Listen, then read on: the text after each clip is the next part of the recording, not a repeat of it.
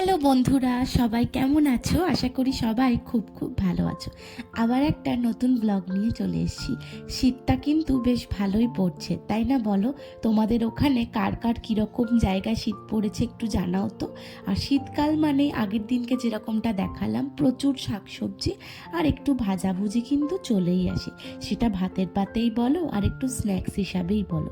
এখানেই দেখো না, একটু ফিশ ফ্রাই করছি, বেশ ভালো লাগে কিন্তু সস দিয়ে একটু বিকেলবেলায় চায়ের পাতে ভালোই লাগে, তাই না বলো?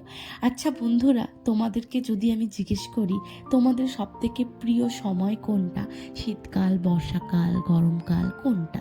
নিশ্চয়ই কিছু বলবে। তোমাদের জায়গায় আমাকেও যদি জিজ্ঞেস করা হতো আমিও একটা উত্তর দিতাম। সেটা হতে পারে শীতকাল, সেটা হতে পারে বর্ষাকাল, যাই হোক না কেন। তবে জানো তো, বহু কাল আগে আমার বাবাকে একবার জিজ্ঞেস করেছিলাম, তখন আমি কলেজে পড়ি, বাবা তোমার প্রিয় সময় কোনটা, শীতকাল, বর্ষাকাল, কোনটা তোমার ভালো লাগে?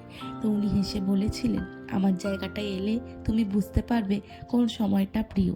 কাজের মানুষদের কাছে শীত, গ্রীষ্ম, বর্ষা কিচ্ছু হয় না। কোনো মানুষকে যারা খেটে খায় তাদেরকে বলতে শুনবে না যে গরমকালে কি শীতকালে কি বর্ষাকালে আমার খুব আনন্দ হয়। তার কারণ তারা জানে যে সময়ই আসুক না কেন প্রতিকূলতার সাথে তাদেরকে লড়াই করতে হবে। তবে হ্যাঁ, গরমকালে মানুষের একটু কষ্ট হয় ঠিকই, তবে বর্ষাকালেও যে কষ্টটা কম হয় না এমনটা নয়। বাঁধ ভেঙে যায়, মানুষের বাড়ি থাকে না, বৃষ্টির জলে তাদের জানলা দরজা ঘর ভেসে যায়, কত কিছু হয়। শীতকালে মানুষের কাঁথা থাকে না, লেপ থাকে না, কত মানুষের আলাদা আলাদা প্রবলেম।